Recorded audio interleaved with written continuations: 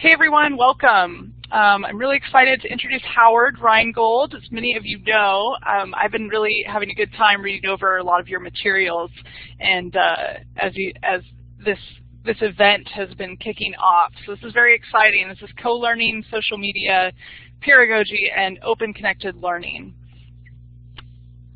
All right, and I just want to take a moment and thank our sponsor, ClassFlow, for this event, and of course, Blackboard Collaborate for allowing us to use this great platform.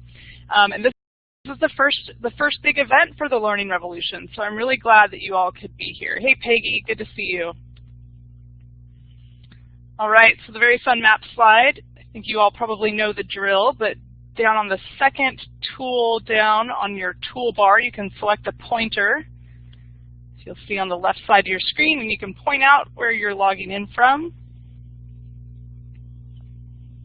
And you can also go ahead and write in the chat where you're at, what's the weather like, where would you rather be? Vacation, probably. Excellent.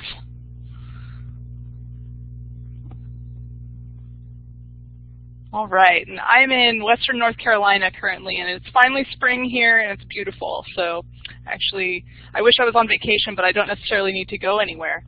So excellent. We've got somebody from Australia. Great to have you. All right, thanks everyone. So I'm going to turn it over to Howard. And Howard, thanks again for being in this conference and presenting tonight, and I'll turn it over to you. All right. So I'm going to try to go very quickly over the way my use of social media and my understanding of pedagogy have co-evolved over the last 10 years. And it's going to be a really fast fly over the territory. I think most people here are pretty familiar with a lot of the things I'm talking about, so I won't have to take a lot of time on elementary explanations, and I hope to have some time for us to converse when I'm done. So if you think I'm going too fast, just let Amy know, and she'll let me know. So I just want to emphasize at the beginning that although I really started teaching because I didn't think 10 years ago that universities or any schools at all were really covering the issues that were raised by the use by students of what are now called social media. The name didn't exist back then. So I want to just emphasize that this is all about what I've learned about teaching and learning, and the media, the technology is an important part of it, but I don't lose sight of the pedagogy. I'm a big fan of the idea that was presented broadly in the book by John Seeley Brown and Doug Thomas called A New Culture of Learning. So very briefly, just want to touch on some of the aspects of that culture of learning. So the book, I bet most or all of you have read this. If not, you go to Treat and Store, because I think they do a good job of covering territory. Learner-centered, we really have come from a long era of curriculum-centered or teacher-centered. And of course, none of the things that I'm talking about are inventions of the social media age. It's just that the technology enables us to do some things that we weren't able to do before. It's more and more self-directed. The role of the instructor is still important, but more and more people have understood that schools no longer have the monopoly on learning that they used to have.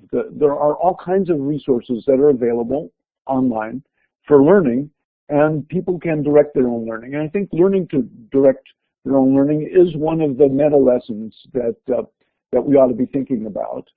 It's also increasingly social and peer-to-peer, whether we're talking about the classroom or online. And I'm going to end up talking about what I've been calling peeragogy towards the end of this.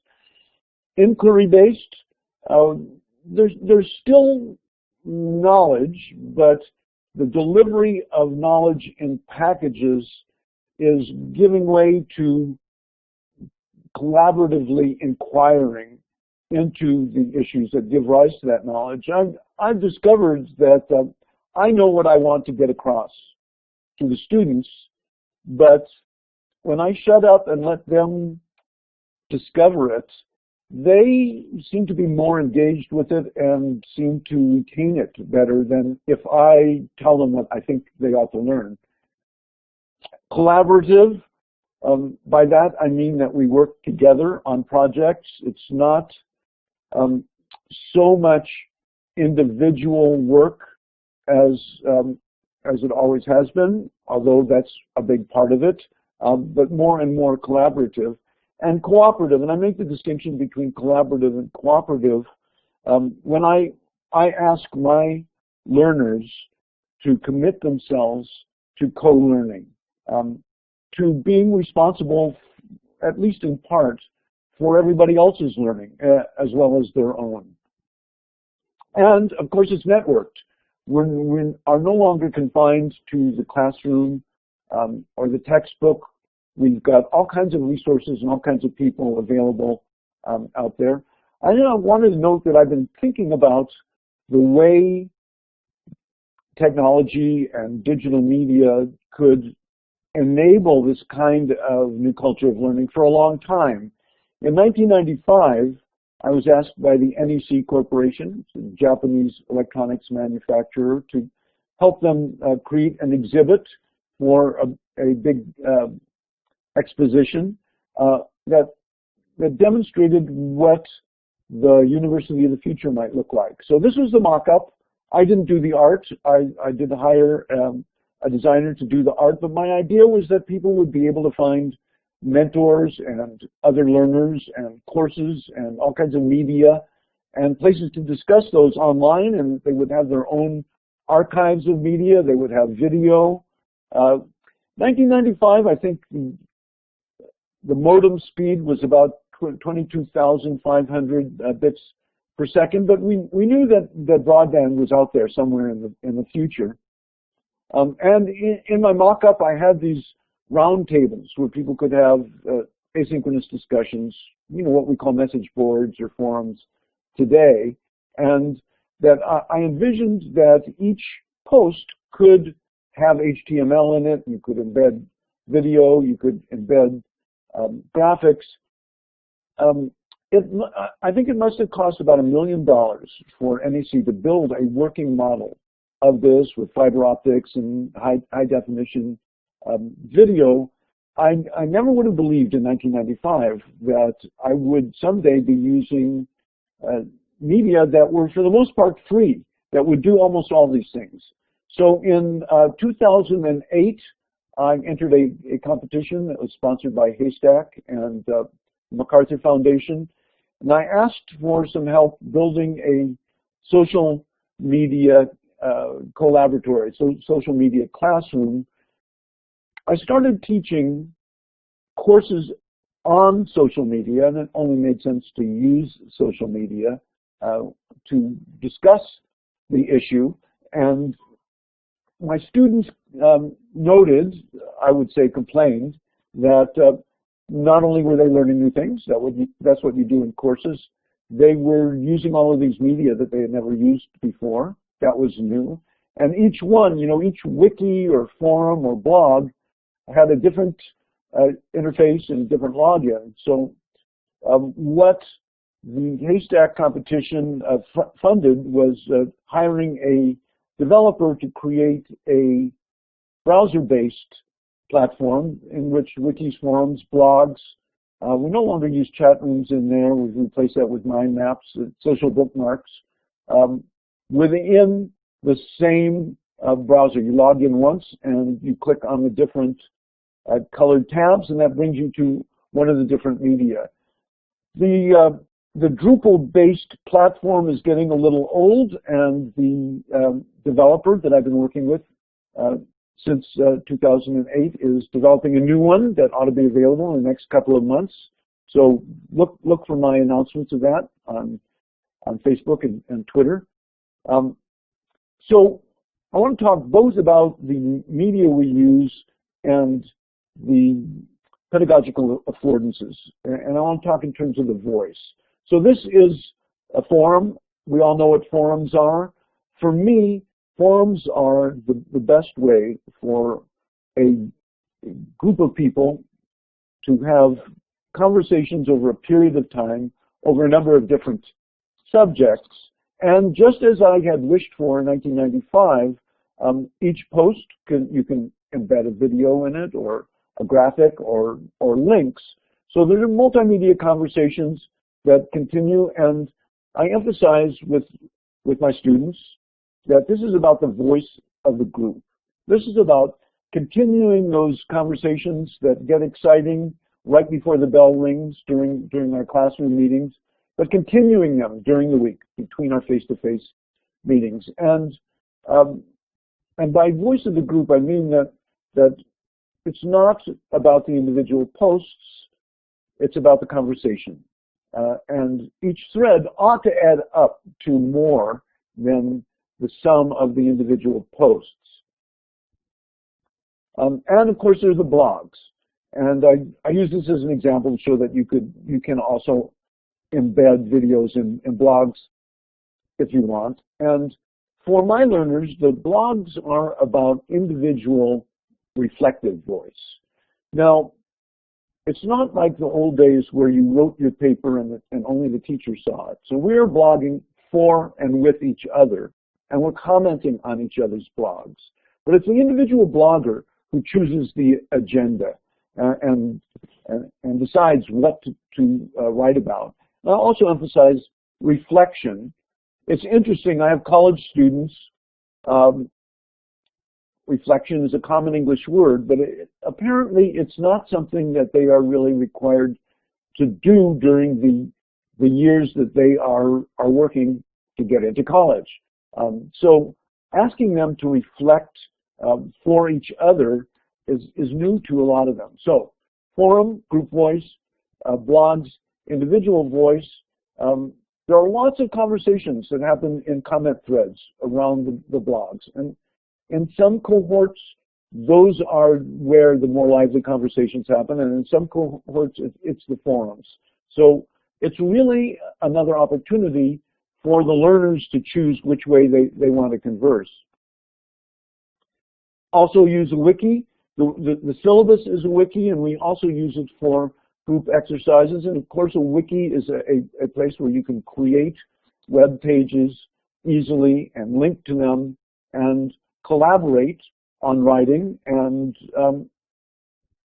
see the collaboration in terms of looking at the revision history and see what others have done. I found that this requires a lot of scaffolding. Students are not used to collaborating on creating documents, and they're very averse to editing each other at first. And we use social bookmarks. I do introduce students to Digo and Delicious, but for the beginning, we do this within our social media classroom. So we have a version of that social bookmarking. It's got a bookmarklet that enables people to find things and share them with others in the class. So this is what the class at Berkeley looked like when I first started teaching there. I taught at Berkeley and Stanford for some years, and in recent years, only at Stanford. And I'll have to confess that although I know the subject matter well and I'm comfortable with it, I didn't want the students to know how little I knew about teaching when I started. I didn't really have any training in it. I learned that if I began to open up and be vulnerable in the sense of saying, okay, I'm not sure that this is the best way to do it. What do you think? If I repeatedly asked the students what was going on, what was working and what wasn't working, eventually I got some help. And we eventually moved to this. So this is also at Berkeley. The difference. Nobody's on their laptops here, and everybody's in a circle. And you're not seeing me stand up, you're seeing one of the students stand up. So one of the things that evolved was enabling students to choose up teams and to co-teach with me. I teach a 3-hour-long class, so we need to have a lot of different activities, and one of those is for a group of learners, 2 or 3 or 4 at the most, to sign up in advance, meet with me, and come up with a plan, not to present everything in a particular module, but to find something that really matters to them and to come up with activities that will engage the other students around them. And I emphasize that while this particular course is really all about cooperation and co-learning and cooperative learning, I did want them to compete with each other to come up with the most clever and engaging co-teaching sessions, which indeed they do. And it's always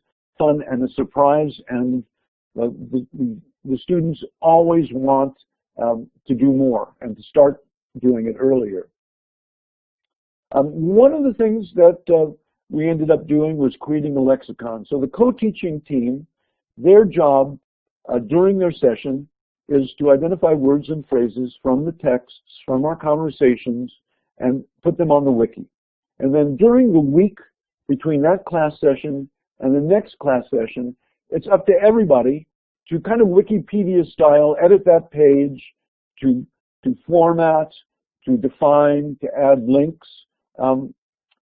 And at the beginning of the next class, I would show the revision history so that people could see who is doing what on this. I also ask the students to team up and to make mind maps. For one thing, I want at the beginning of class to look at the big picture of what we talked about the previous week. Because in survey courses like mine, you move so rapidly through a lot of material that I want to connect what we talked about last week to what we talked about this week. I also want to kind of take an elevation view and look at the connections between all of the different texts and the issues that we discuss. So different mind mapping teams mind map each week, and here are just a few of them just to give you an idea of the kind of ingenuity that the students develop. They can draw them out with colored pens, as they did here, and scan them. All kinds of different ways of portraying material. This student was adept at Photoshop, so she used Photoshop to create it. I also present the syllabus before the first class meeting as a wiki and as a concept map and as a Prezi. Exactly the same material, but I'm trying to demonstrate to them one of the things that I'm setting up as a learning objective, which is to have different lenses, different frames, different ways of looking at social media. So these are different ways of looking at the syllabus itself. So a few years ago, 2011, just sort of on a lark one night, I tweeted out on Twitter who would be interested in taking an online course with me for $100. We'll do it in 5 or 6 weeks. So the next morning, I had a bunch of people who were interested in doing it. So we used a social media classroom, and then something interesting happened here. So they pay me for this through PayPal, and I found that $100 wasn't quite right. Wasn't enough. I didn't want to charge so much that people couldn't afford it, but I also didn't want to have more than 20 or 30 students in a cohort, because I really wanted to form a learning community, both in the face-to-face classroom and in the online classroom. I want people to get to know each other and to form a community and not just be students of mine, but students and teachers of each other. I developed a habit when emailing my college students of starting it by greeting them with esteemed students. And for some reason, when I started doing Rheingold U, the online courses, my first emails said, esteemed co-learners. And the reaction from that was fantastic. People really take that seriously. And again, the reactions of the learners shaped the pedagogy. So more and more of the online courses, as well as my face-to-face courses, are about co-learning. So we use all of the media that I've described to you, the forums, the blogs, the wikis, the social bookmarks. We also use, it was called Illuminate back then, the same medium we're using now, for weekly face-to-face meetings. And I found that that was pretty important for these people who are literally on 3 or 4 different continents and probably never will meet. Having that sense of video presence is important. And we also learned that we could do things together online. We're not doing it during this session, but I found that if I set up a whiteboard and ask people to sign up for different roles, that we can do things together during the live sessions. I ask people to search. So we're talking about things, some of those things you can search on and find a good link and put it into the text chat. I ask the contextualizers to collect those URLs and to then turn over to the curators a contextualized URL. To take that URL, look at it, and like a good blogger does, add 2 or 3 or 4 sentences of context that describe what that's about. And the curators then put that on a wiki page, and the summarizers summarize the text chat so that we end up having a wiki page from each live session that includes a lot of the knowledge. And I think it's not so much about having a cheat sheet that you can look at later to remind yourself. I think it's about the co-construction of meaning out of the different threads that come up in the live sessions. I do lecture. We do have discussions. We do have questions and answers. And of course, we do the lexicon exercise here as well. So one of the things that we do is use the whiteboard. I really like the whiteboard on Collaborate because you can't really see who is doing what. So I think is the whiteboard live to people right now? Let me just give it a check here. Yeah. So go ahead and scribble on this whiteboard if you'd like. The idea here is that when I get a group of people, it is now. Okay, good.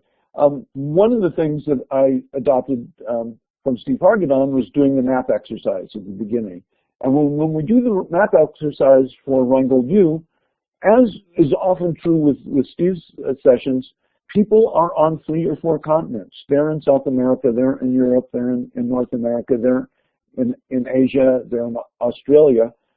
By asking people to kind of do a brainstorm mind map together, it kind of tunes them into a kind of a group consciousness. So I ask people to put up keywords and then put boxes around the most important ones and circles around the ones that are the second most important, and then move them around and connect them.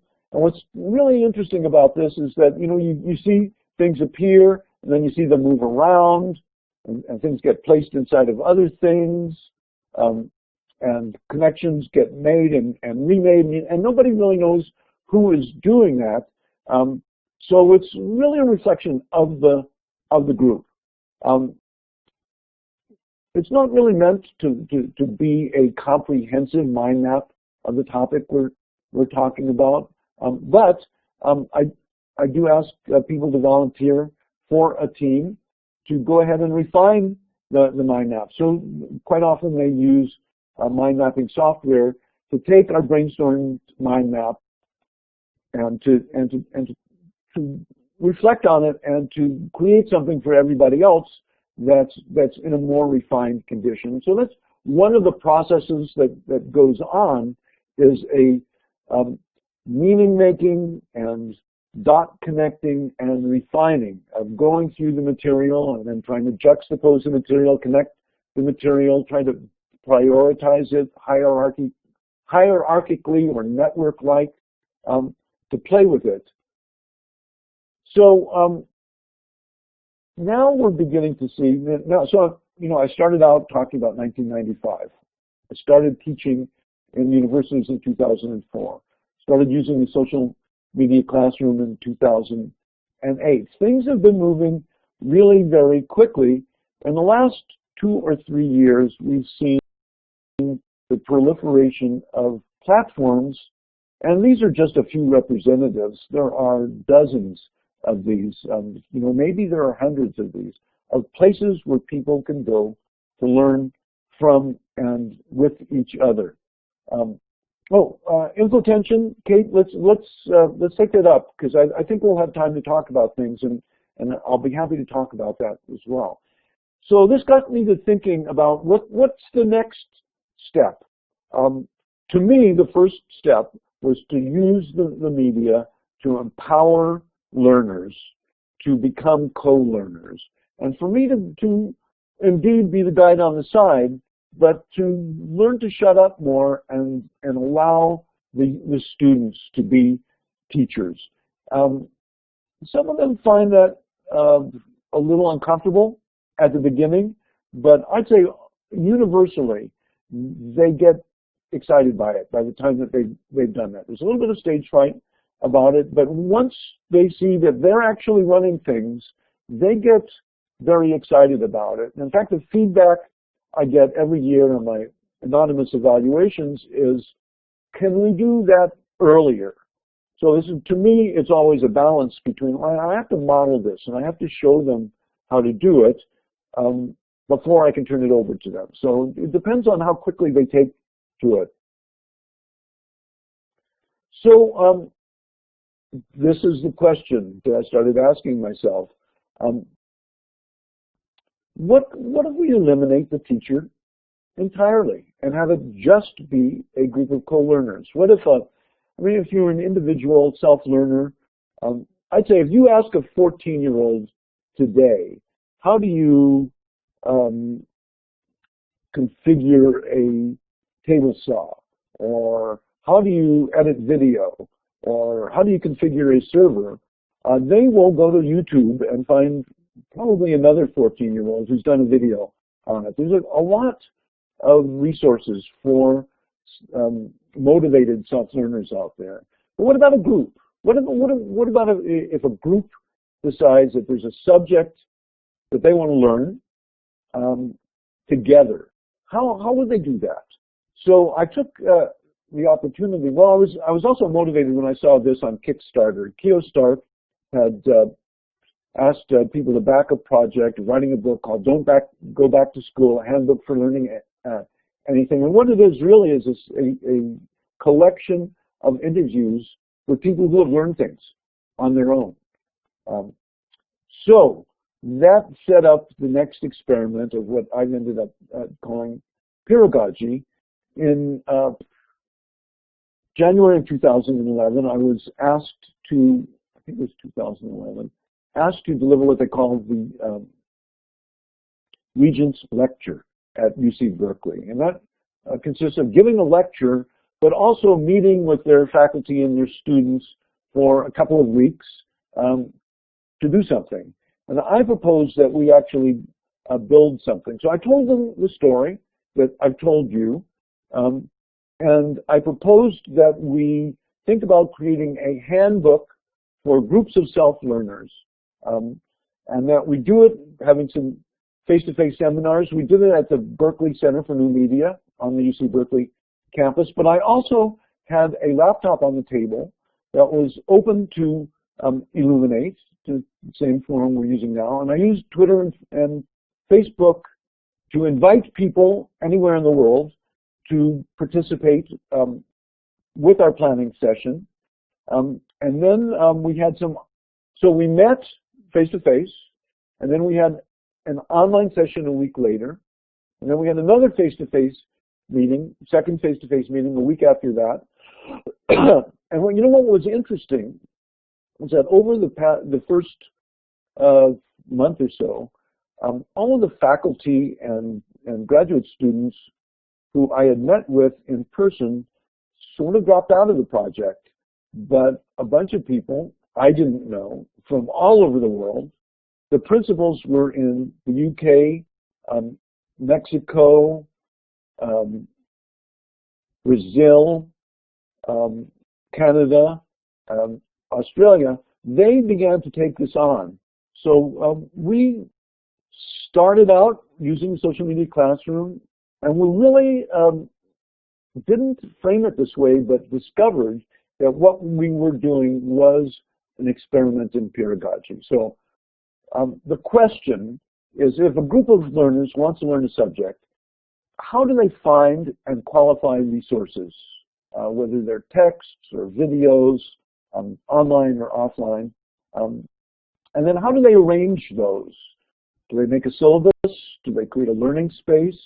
What media do they use? How do they divide the labor of facilitating learning sessions? What are the learning activities? How do they assess their learning? None of these are particularly highly technical, but most people who are not teachers or students of learning don't know a lot about this. So the idea was to pull these together into a handbook. We had regular live sessions. We went through a lot of different media. We started out with the wiki.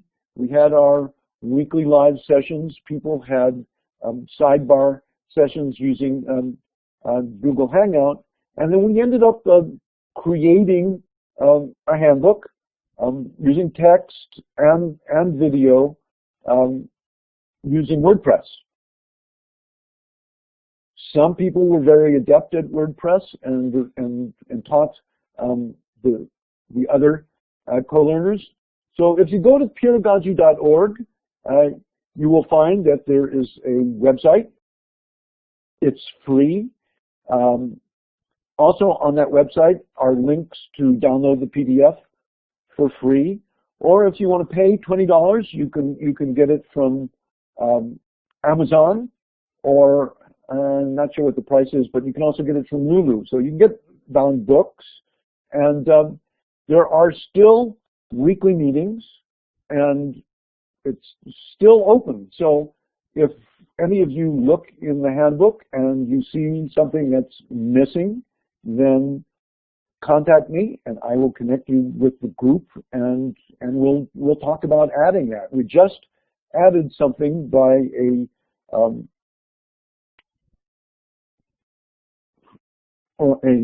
instructional technology PhD in Germany who wrote a piece about the role of fun in learning. So that seems to go right along with everything else. More recently, I have moved beyond just the social media classroom, because I'm one of those people who were seduced by DS-106. I bet you most of you know about that. If not, take a look, ds106.us. Jim Groom and Alan Levine really held my hand and helped me set this up, but they made a strong case that learners today ought to learn on the open web, that they should use the media and affordances of the web for their learning, and that they should do it in the open to engage with other learners and to engage with networks. And that's really what the web is about. So we're kind of bringing that pedagogy together with the way the web works. So I have asked my students in the last year and in future years to create their own domain and WordPress instance. The Jim Groom and his associates at the University of Mary Washington have created a hub. It's Reclaim Hosting. I think somebody, maybe Jackie knows what the exact name of that is. But if you are an educator or a student, for $13, you can get a domain for a year, and you can get a server space in which you can install and configure WordPress and MediaWiki. They helped me set this up. So I set up the WordPress instance as the syllabus, as the hub with pull-down menus, but also as an aggregator like DS106 for all of the students' blogs. So the students blog and comment, and those blogs and comments and the conversations around Twitter hashtags are aggregated in the course hub. We also used forums. I used Discourse, which is great. So, this is an example of a student blog. And so the blogs are open to the world, and it's about developing a public voice. It's not just an individual voice now, but a public voice. We set up, used MediaWiki, and I set up Discourse. So discourse.org has a great new kind of forum. I like it a lot, but the two times that I've done this, the students always say, why can't we do this in a Facebook group? Facebook does not index conversation threads very well, but that's where all of the students live. So we set up a private Facebook group, and I put a link to it from the syllabus. Again, here we're talking about social media in my course. We're trying to think about it analytically, and they're saying, we don't like the forum so much, we want to use Facebook. So that's all about student empowerment. I happen to think this course is better. They disagree. Let's go with what they suggest and see how that works. So this summer, I'm working with the Digital Media and Learning Group at UC Irvine. Many of you know the DML Central.net hub and the Connected Learning webinars that they have. I'm working with them to organize a get-together this summer in which a small invited group, people that you probably know, Michael Wesch, Jim Groom, Jonathan Worth from Fonar, Lisa Nakamura from FemTechNet are going to join us, and we're going to spend a few days creating a framework for an open course on open learning. To distinguish this kind of co-learning, learning community, using material online from MOOCs. It is open learning. It can be massive.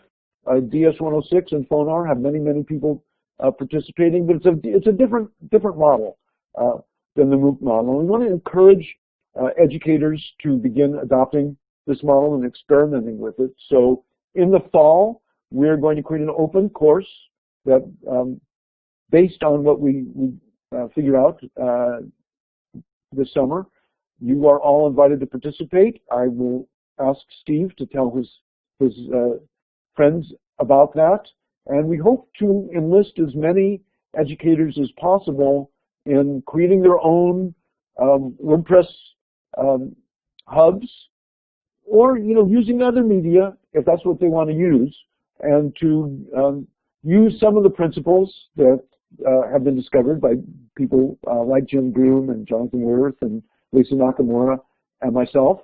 Hope to see some of you there in the online course.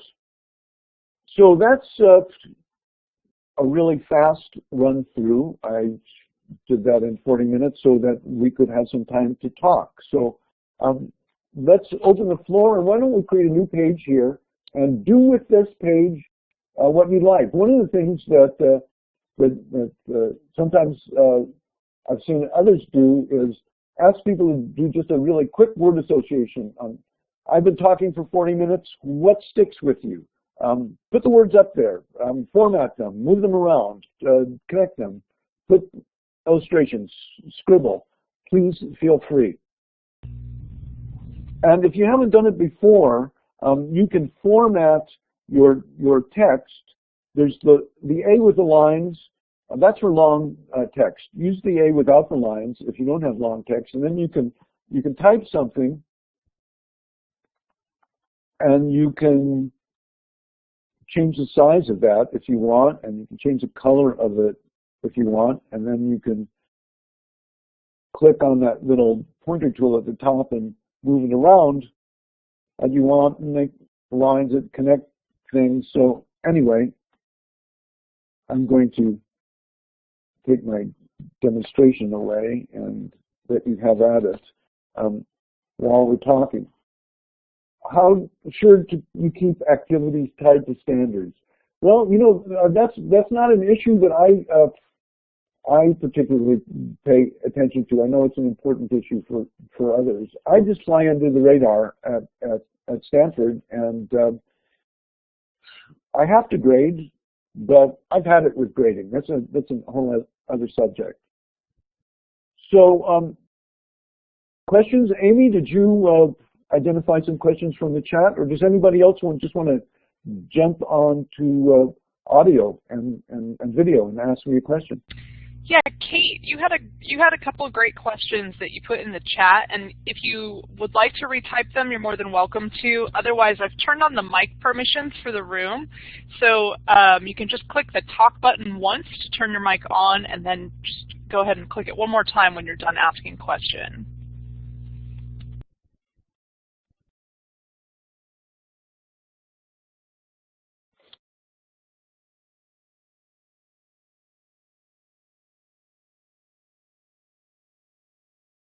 It sometimes takes a minute for this to happen, but I find that if I call for questions and I'm silent long enough, somebody comes up with one. You don't have to go audible. If you've got a question that you can type it in.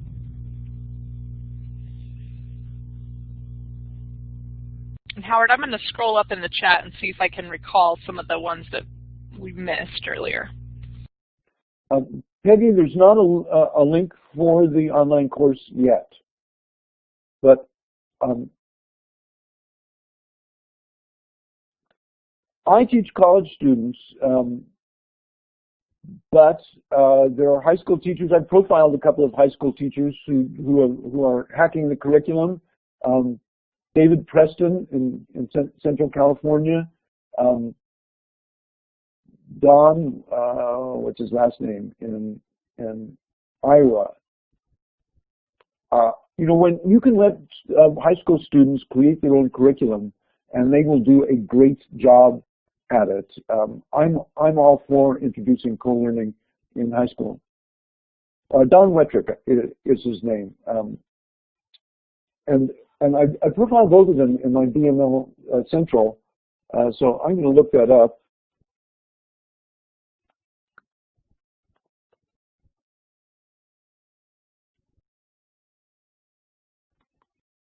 So here's one. This is from Kate earlier. I just typed it. I just copied it in the chat there. Okay.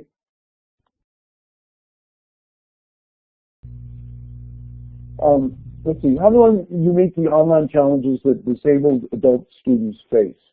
Well, you know, that's something that I'm not going to claim any expertise in, but I do think that having a variety of media, having asynchronous media that enables people to sit and think with nobody looking at them and take their time to type, or if they prefer to create an audio or a video, affords different learning styles.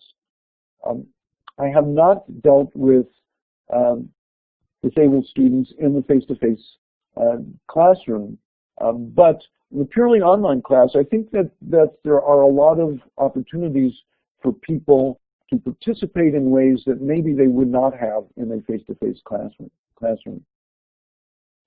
Okay, now I wanted to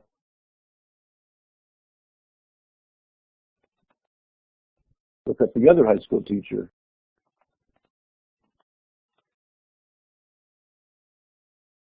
Okay, and this is the other one. So the question about high school, I think if you look at both of these,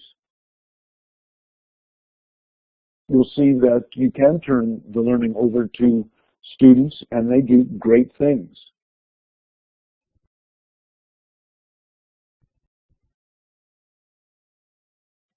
Elaborate on synchronous versus asynchronous benefits and detriments. Well, I think you can see that the synchronous session involves a little bit of multitasking. More multitasking when I ask people to take on different roles and correct words for the lexicon and mind map.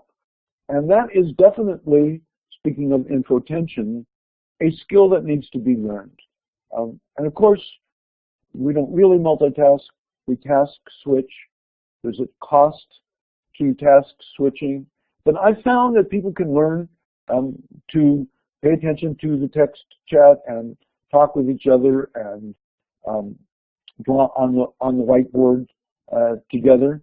So I think one of the benefits of the synchronous media is the sense of being with other people, and the audio and the video definitely helps with that. The asynchronous media, you don't have to be there at a certain time, and of course, when you've got people in different time zones, it helps for them to have a way to participate when they don't have to show up at 3 in the morning their time.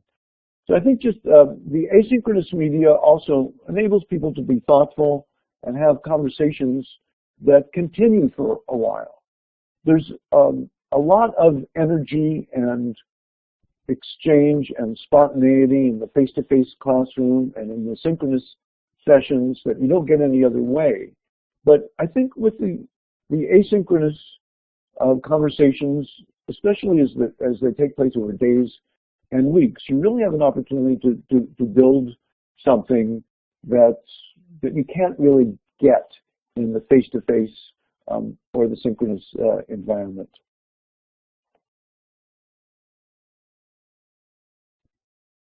Yes, there's a class in your pajamas issue as well. Wear what you want, do it when you want. Take your time composing a post. I do find that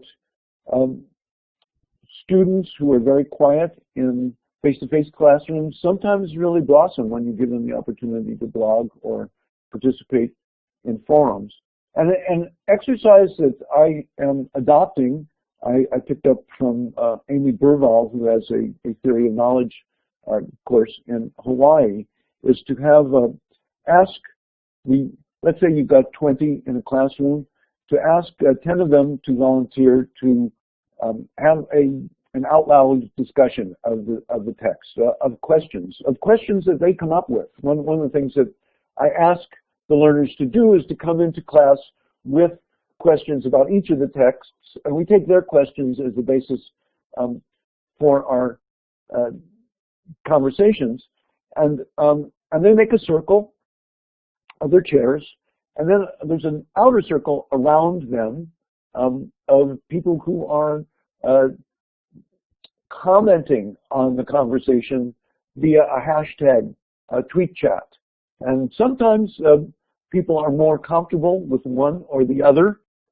I ask them to switch so that they have experience with both. And then there's a moderator who will field questions from the back channel to the front channel. So you can mix the media, the fishbowl, yeah.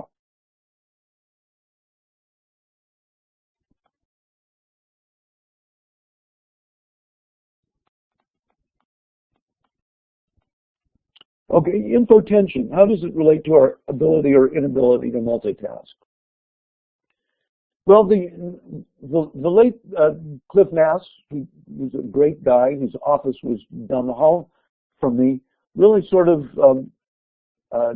nailed the issue of multitasking in the research that he did a couple of years ago with media multitasking and demonstrated that that people who think they're more efficient because they're multitasking are wrong. That in fact, multitasking degrades performance on the individual tasks. I talked to him about this, and one of the questions was, well, what if the different streams of information that you are switching between are all related to the same task? That's research that he had not done and nobody has done. You know, to try to isolate the variables, the kind of research that NAS did was look at a red dot while reading gray text. So in a sense, it's kind of a toy problem. Also, the multitasking experiments, and it's been replicated several times, indicate that 90% or more of people are not effective multitaskers. I'm interested in that 5% of people who can multitask. I'm also interested in the fact that there are a couple of existence proofs for skilled multitasking.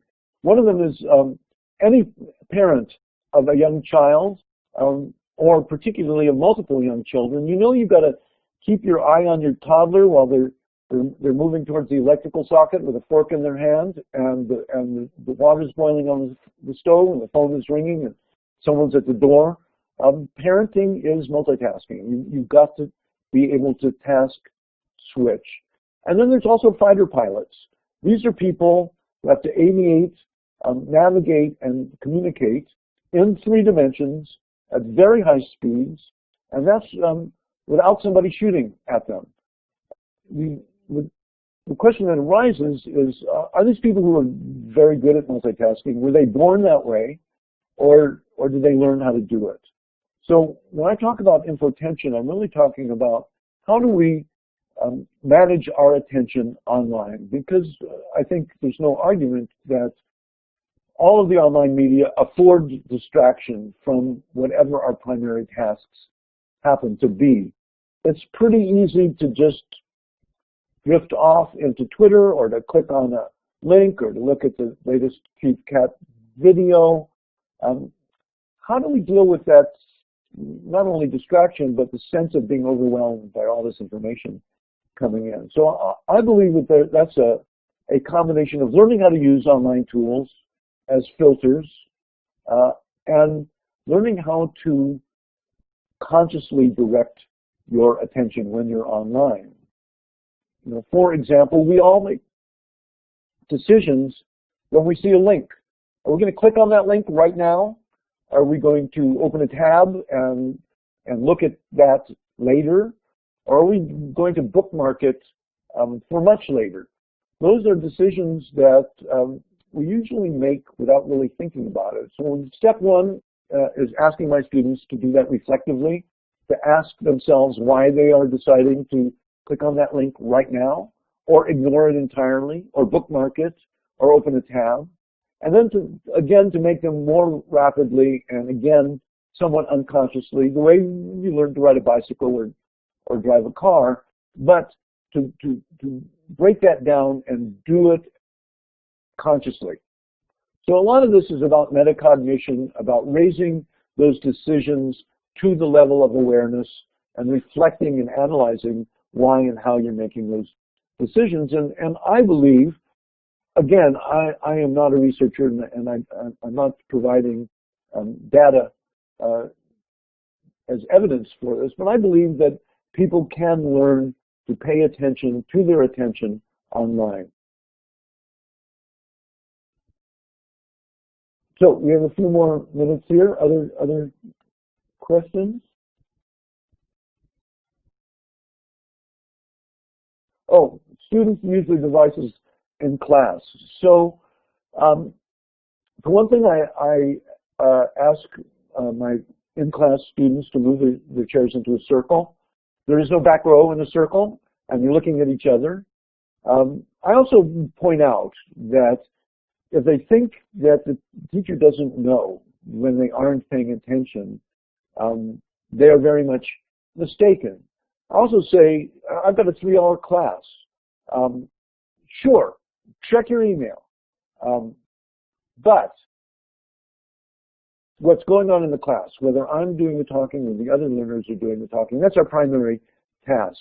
I ask them to be aware of the moment where they open their laptop, they're going to search on something that I said, they're going to ask a question of another student in chat, they're going to tweet something.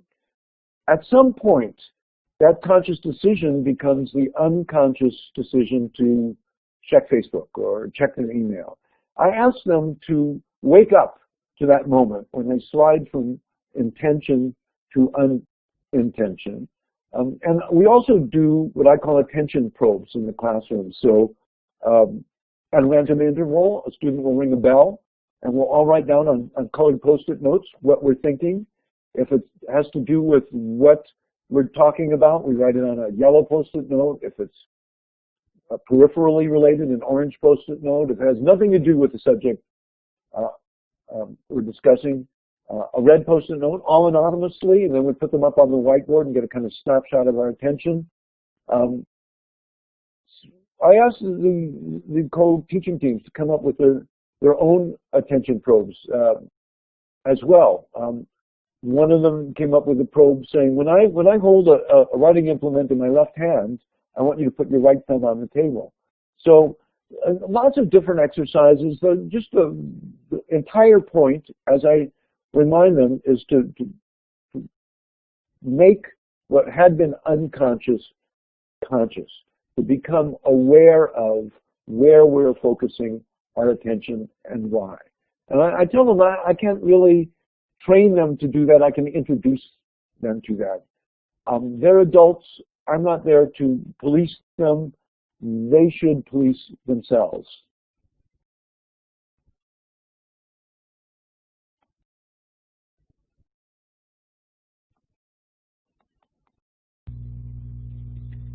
All right. Are there any other questions? Howard, thank you so much. This has been amazing. The chat has been so active, and it's just great. I can tell everyone has really taken a lot and shared a lot in this session, so that's excellent. Okay, thank you all. Awesome. Let's see. Pitch for Rheingold U. I've got a course on the literacy of cooperation that's coming up next week. If you're interested, email me, howard@rheingold.com. You'll see a lot of my material on learning at rheingold.com. There's a tab for learning. And in the fall, be prepared for this open online course. If you follow me on Facebook or on Twitter, that's where I will publicize it. Also, DML Central will publicize it. And Steve Hargenheim will send out information to his folks. So, nice talking with you folks. Thank you so much. And yes, please look for updates in the Learning Revolution newsletter and on the website. We will be gladly promoting this stuff. So thank you. Thanks, everyone. I'm going to stop the recording now.